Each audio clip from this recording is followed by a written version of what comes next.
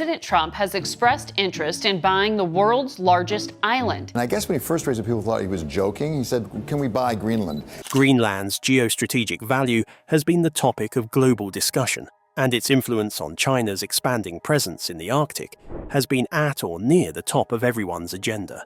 While President Trump's theatrics to purchase Greenland made headlines worldwide, China's quiet campaign to gain a foothold on the island alarmed most nations. The crisis came to a head in 2016 when Denmark aggressively stepped in to stop the sale of the ex-Gråle naval base to a Chinese-aligned group, exposing underlying anxiety over Beijing's intentions in the area. The incident highlighted the complex geopolitics of the Arctic, where various interests and strategic priorities have created an unstable balance of power. But why would China be so fixated on an ice-covered land with just 56,000 inhabitants? What hidden value does Greenland hold that has global powers vying for influence? As Copenhagen grows increasingly wary of Beijing's ambitions, a larger geopolitical game unfolds. Interest in Greenland. Copenhagen is concerned due to long-standing unease within Denmark's intelligence circles about China's increasing footprint in Greenland. Its politicians fear that unchecked Chinese economic expansion in Greenland risks encroaching on its sovereignty and potentially subjecting the local administration to Beijing's authority at Copenhagen's expense. Greenland enjoys internal self-government within the Kingdom of Denmark, but maintains Copenhagen's authority over defense and foreign affairs. With only 56,000 people and 80% coverage with ice, China's fixation on this frozen country appears foolish, unless conventional measurements omit crucial strategic factors. The problem further complicated matters when President Trump made his most recent announcement regarding the purchase of Greenland, the fifth time Washington has made overtures towards purchasing the island from Denmark. The record of China's involvement in Greenland goes back 2 decades, beginning with Premier Hans Enoksen's initial visit to Beijing in 2005. The initial diplomatic engagement witnessed China's entry into the Greenlandic political mainstream. The bilateral relationship was given further momentum in 2011 when Greenland's Minister of Industry and Natural Resources was accorded a high-level reception by China's Vice Premier, which reflected Beijing's aspiration to pursue bilateral cooperation. China's Minister of Land and Resources followed up in 2012 to firm up the nation's serious interest in establishing a long-term relationship with Greenland. The two nations have maintained open dialogue ever since on economic activities, trade agreements, and investment discussions. Washington's historical interest in Greenland precedes current-day tensions, driven by twin imperatives: security interests and the exploitation of natural resources. The United States entered its military base in 1951 with the establishment of Thule Air Base, today known as Pituffik Space Base, America's northernmost military base. The historical records verify numerous attempts at purchase: the 1867 proposal, the 1910 offer, Truman's offer of $100 million in 1946, Trump's 2019 proposal, and his latest 2024 proposal. Each step has been met by Danish opposition. With increasing Chinese influence, Washington reacted with tangible actions, most notably giving $12.1 million of financial aid to Greenland in 2020, with the purpose of reversing Chinese influence. The European Union has a stake in fulfilling its past funding commitments to Greenland. However, the 2009 move towards autonomy provided Greenland with the right to forge independent diplomatic relations, including with China. This new geopolitics has transformed Greenland into an international rivalry war zone, and this is raising fundamental questions about the real worth of this Arctic territory. With global powers scrambling for influence, Greenland is no longer just a frozen frontier. It's a battleground of strategic interests. But what makes this icy expanse so crucial that nations are willing to invest, intervene, and even entertain the idea of ownership? Geopolitics of Greenland. Situated strategically between North America and Europe, Greenland has a strategic location in the heart of the Arctic. and hence it is a valuable geopolitical spoils. Its strategic significance became apparent in 1951 when the United States constructed the world's most northerly military base at Thule Air Base. This strategic deployment is a vital observing outpost, permitting the United States to observe prospective security threats, track missile tests, and watch for Russian military activities in the region. To China, Greenland is a critical point in the new world order of global seaborne trade. The modern trend of global warming that results in the melting of Arctic ice is creating hitherto unheard-of opportunities for international trade. Today, ships carrying trade between Europe and Asia are compelled to use either the Suez Canal or the Panama Canal, both of which are long and expensive to navigate. With the thawing of Arctic ice, however, a more direct northern route is now enabling ships to capitalize on it. Of the new routes, the Northern Sea route has become the most frequent option, offering much shorter alternatives to traditional shipping routes. New studies have demonstrated that these Arctic routes can trim 30 to 50% from both the Suez Canal and Panama Canal routes, and enormous savings in time and operational costs for maritime cargo shipping. But for China, this innovation is a solution to an even more urgent issue than mere cost or distance concerns. It presents a solution to what has been called the Malacca dilemma, a strategic problem with far-reaching implications for China's maritime commerce security and global economic influence. China's economic geography is defined fundamentally by its strategic dependence on seaborne trade lines. The Strait of Malacca is the primary shipping lane through which most of China's key resources transit. 80% of China's imported oil passes through this strategic choke point, thereby qualifying it as a key node in China's energy security system. Opening up Arctic shipping lanes to China provides Beijing with a historic opportunity to diversify its maritime trade infrastructure.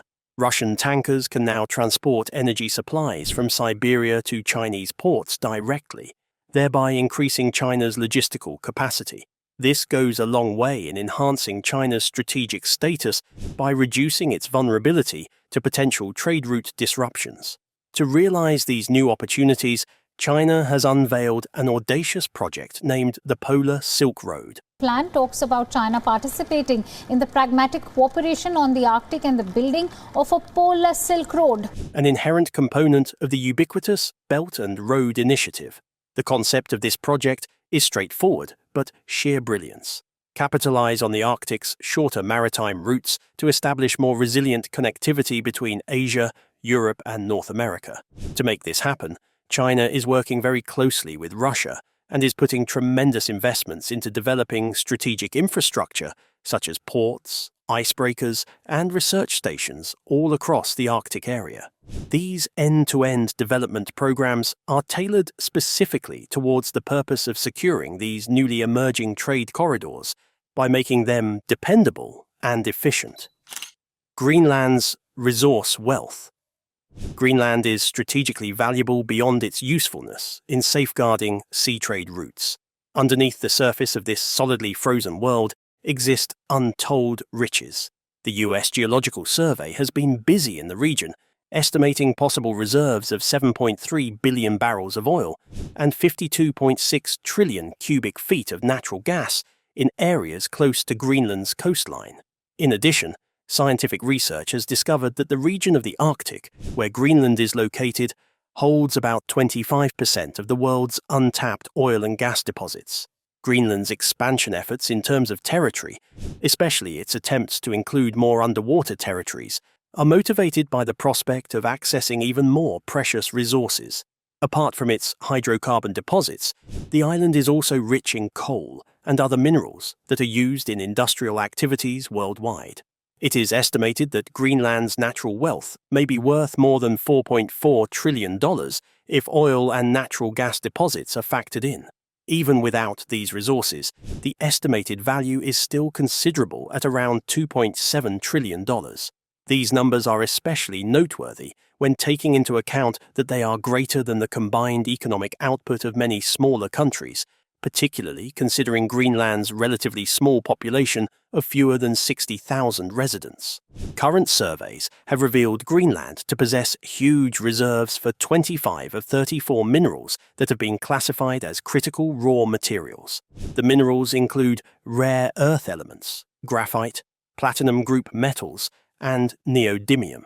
The strategic importance of the minerals stems from their critical application in modern technological uses, defense, and clean energy technologies. Rare earths are precisely of special interest to the manufacture of electric car batteries and windmills, and Greenland is, hence, an immensely more appealing destination for nations seeking to acquire access to valuable natural resources. China, with its large industrial and technological aspirations, has been a particularly interested nation in the search for and development of Greenlandic resources. Greenland's purchase of development rights was a historic milestone in global resource politics. Not long after this watershed in 2009, China stepped firmly into the area with an astonishing vision of what the future would bring. The geopolitical position of the country, coupled with its vast stores of precious minerals and hydrocarbon reserves, rendered it a far more sought-after prize for international investment schemes. China's economic trajectory, characterized by unmatched trends of growth, initiated an unrivaled pursuit of security initiatives on resources. It is vital to acknowledge that China today is the world's largest consumer of both energy and mineral commodities. Secondly, with regard to those countries in the capacity to undertake serious capital outlays required to work resources in Greenland, China assumes a unique role. Quantitatively, the monetary implications of Greenland's rare earth mining operations are enormous, estimated to run over $1.5 billion, largely due to the climatic hostility within the area. It is estimated that each mining operation in Greenland has development expenses nearing $500 million, highlighting the scale of capital investments required for project success. China's strategic resource acquisition. Greenland is just a component of China's overall global resource acquisition strategy. Through calculated expansion in various geographical locations, China has made itself a vital force within global resource markets. A clear instance is observed within the Congo, where Chinese interests have acquired sizable market footholds in the extraction of cobalt. Saikan Joint Venture is one such case where Chinese firms Co-Hydrocore and China Railway Group own controlling stakes via a 68% stake in equity. Such strategic placing leaves China positioned to control the lion's share of about 80% of Congolese cobalt production. The broader significance of the trends is the long-range implications that they have for international economic trends. The rising supremacy of China over main raw materials de facto sets the terms of world trade for the remainder of the decade. Cobalt, as a fundamental component in the coming era of battery technology, plays a seismic role in powering advanced electronic equipment, electric mobility, and alternative infrastructure. Australia is similarly a prime example when it comes to China's diversified resource procurement strategy, with huge investments in iron ore mining, coal mining projects, and lithium development programs. These materials are major inputs for steelmaking and battery production processes. Indonesia has become a hub of Chinese nickel mining interest because of the metal's position at the heart of electric vehicle battery technology. Throughout South America, China has made significant investments in Chile's extensive lithium reserves and strategic Peruvian and Zambian copper mining ventures. Both are indicative of the absolute importance of both substances to modern electronics and renewable energy consumption. China has also established a robust presence within Venezuela's petroleum sector, taking key energy sources through strategic capital investment. In 2023, China's aggregate foreign investments reached an all-time high of $645 billion, marking a milestone towards its global quest for economic expansion. Collectively, these ventures represent a multidimensional strategy whose intent is to ensure long-term industrialization with a guaranteed supply of resources. Except for strictly fiscal imperatives, geopolitical interests play an important role in the establishment of China's agenda for accessing resources, as is evident from its persistent interest in Greenlandic resources. The geology of the region, with vast iron, zinc, rare earth, and uranium reserves, provides it with a potentially revolutionary resource foundation. The substances play crucial roles in industry applications, ranging from the manufacture of automobiles to the production of magnets and strategic weaponry. Despite possessing huge reserves of rare earth minerals within the country, China continues to seek opportunities for external sourcing, considering Greenland a critical future supplier. For China, Greenland's resource endowment is an unprecedented chance, one that would completely change the global resource calculus. In addition to mineral resources, China has also pursued other strategic initiatives in Greenland. In 2017, Beijing Normal University launched a plan for the building of a satellite ground station in Nuuk, Greenland, to enhance remote sensing capability. The plan, however, was bogged down by regulatory challenges and failed to proceed with approval from the Greenlandic and Danish governments, possibly because of broader geopolitics. The United States and Denmark have vehemently opposed this technology, primarily due to its dual-use character. This technology of multiple uses has the capability to be utilized both for civilian and defense purposes simultaneously, and that's why the Arctic region has emerged as one of China's highest strategic priorities. But this priority comes with a gigantic geographical barrier. The vast distance between China and the Arctic, more than 900 miles, has become China's greatest challenge. China's geographical distance from the Arctic region is a unique challenge. China lacks direct territorial claims or access to the region, unlike Russia, Canada, and Denmark, through Greenland. This geographical disadvantage is a heavy burden on China's ability to influence regional choices and developments. In order to establish a foothold in Arctic affairs, China took a strategic step to acquire observer status in the Arctic Council in 2013. The Arctic Council is a coalition of 8 nations within the Arctic Circle, and from this platform, they make important decisions regarding environmental protection, resource management, and scientific research activities in the region. As an observer member, China can join discussions, make suggestions, and participate in research ventures. The status of the observer does allow China access to stay current with Arctic matters and join regional discussions. At the same time, the scope of observer status is quite extensive. Observers do not have any voting rights, nor do they possess the jurisdiction to make serious decisions. For a nation with China's ambitious Arctic agenda, such restrictions can be considered a significant setback towards achieving its objectives. China has espoused a long-term strategic approach towards the Arctic. The nation has creatively referred to itself as a near-Arctic state, though the Arctic is thousands of miles from its coast. While this title may be uncommon, it is an example of the flexible nature of geopolitical terms when driven by noble ambition. China consistently demonstrates its commitment to Arctic matters in various forms. For trade purposes, China is a pioneer in advancing global economic growth. In the field of scientific exploration, China asserts that its operations are directed toward knowledge sharing in the interest of the greater good of humankind.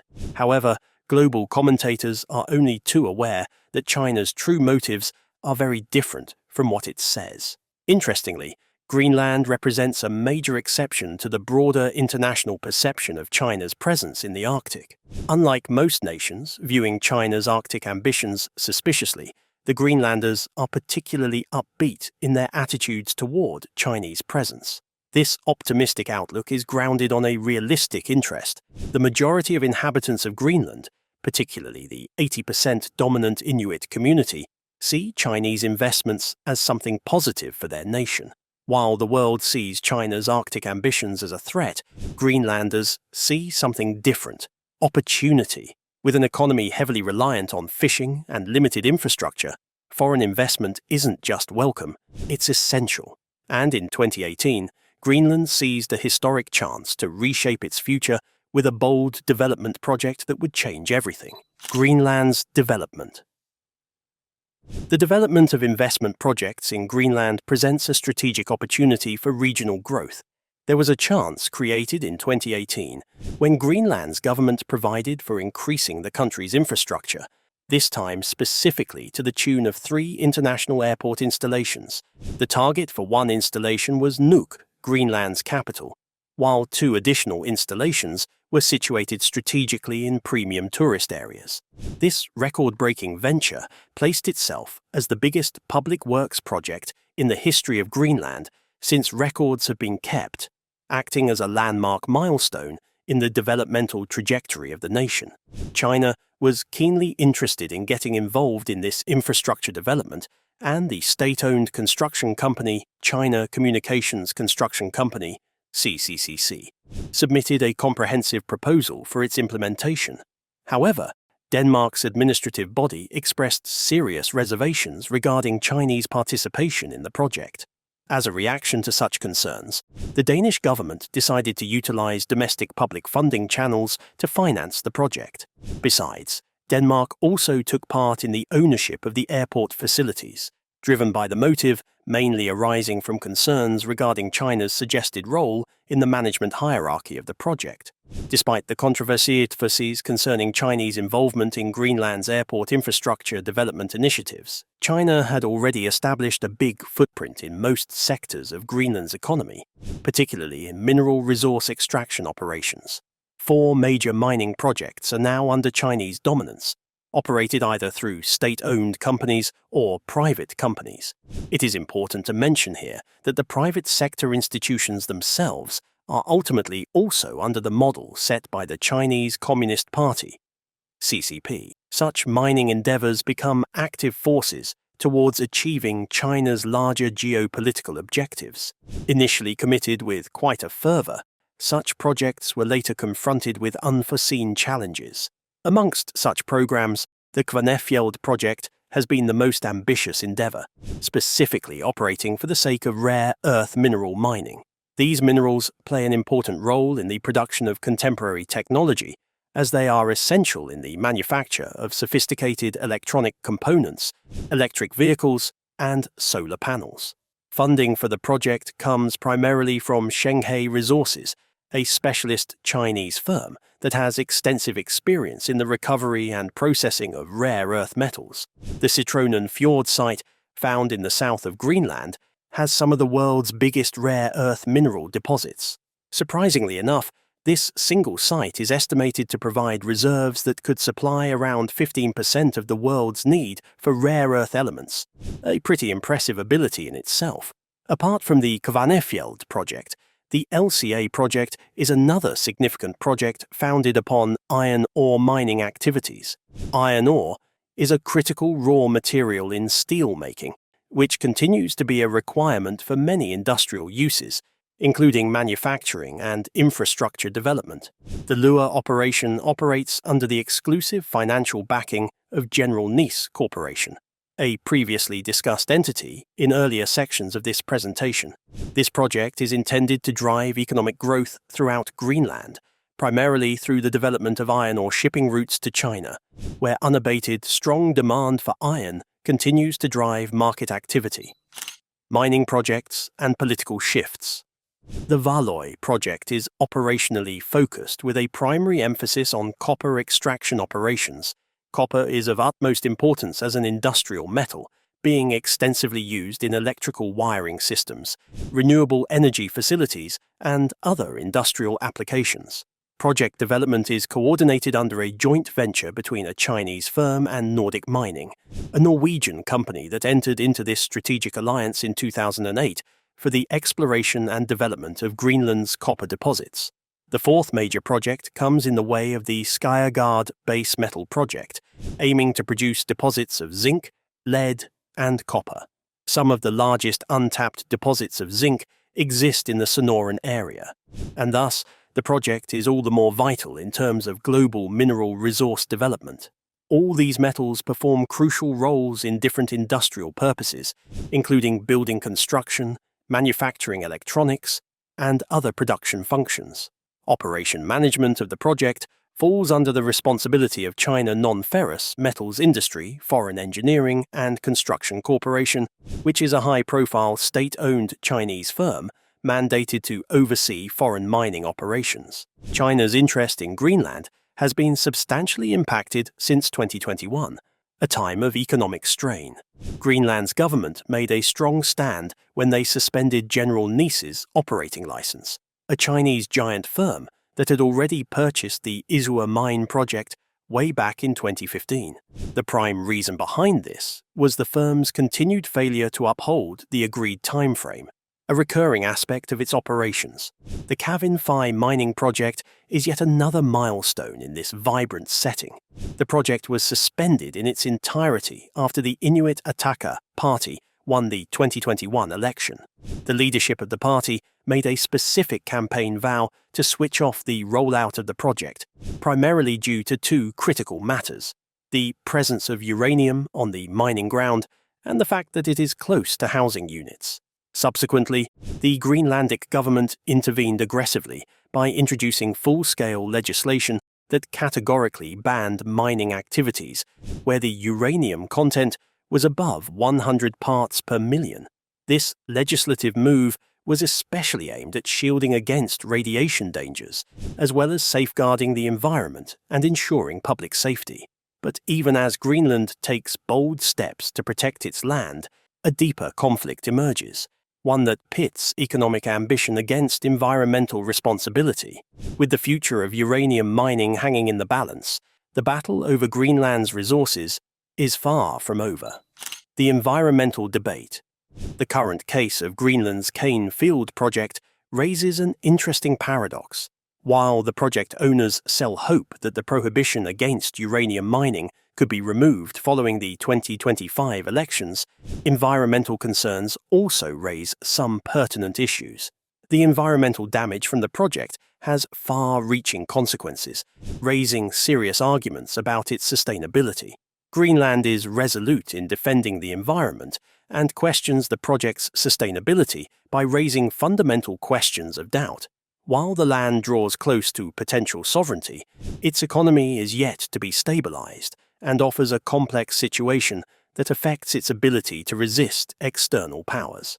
The 2021 political success of the Inuit Ataka-Kiji (IIA) party was politically historic in the politics of Greenland, particularly regarding massive mining projects like the Kavan Fields project. Though the party remains committed to obtaining more autonomy from Denmark, Greenland's economic reliance on its Nordic partner remains a central concern. The dependency of the region on considerable amounts of funding in order to be economically independent poses a delicate problem, as it has to balance its ties with prospective investors. If external sources of finance prove insufficient, China's intentions to invest in its Polar Silk Road initiative could become more attractive and, hence, alter the economic and political equations of the region. A fine example of this complex geopolitical dimension is the Nuuk's Airport project. Initially estimated at some $300 million, the project suddenly changed direction, with Denmark seeking external financing.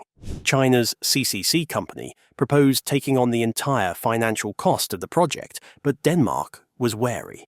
Seeing possible security concerns, Denmark chose to finance 1/3 of the project outright, prompting China to then withdraw its proposal. This move kept Danish control of the infrastructure while emphasizing Greenland's limited capacity to make autonomous decisions regarding large projects.